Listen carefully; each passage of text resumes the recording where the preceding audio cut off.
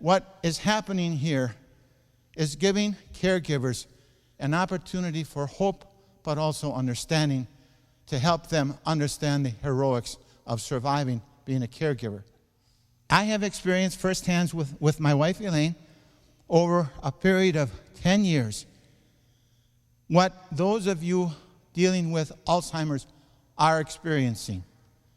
You grieve, your heart breaks, you become depressed, there is anxiety, your health is affected, and you think you can do it alone. Caregivers, what they see is their loved one really morphing from someone who they once knew to someone who no longer is. And you've seen it. But while that happens, you don't realize what's going on. You don't realize the kind of silent grieving and the kind of depression and the kind of anxiety that you're going through. We're up against a huge problem in Wisconsin. 120,000 people right now with dementia in the state of Wisconsin. The state figures show us going up 65% between now and 2035, just 20 years. 65% growth to over 200,000 just by 2035. Over 80% of those people live at home in the community. They don't live in long-term care. They're not even connected up to services and resources.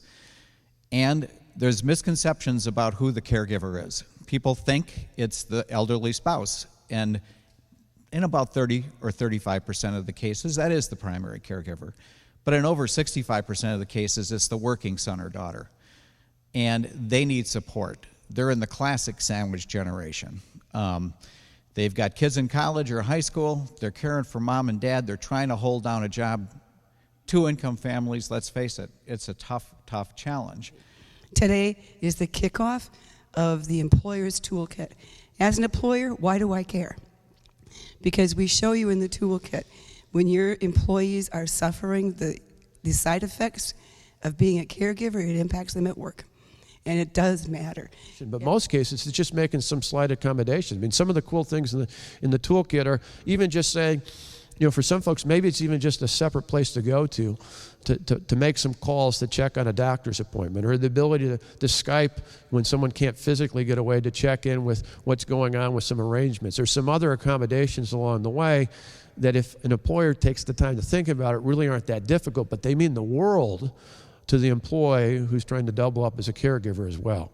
That's good for the individual, that's good for the caregiver, that's good for the employer, that's good for the economy. As you know, those of us that have experienced dementia, we understand full well that there is no pot of gold at the end of the Alzheimer's rainbow.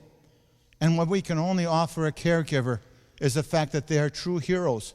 And so Primex, the state of Wisconsin, Governor Walker, Secretary Rhodes, and their leadership is just really, truly doing an outstanding job.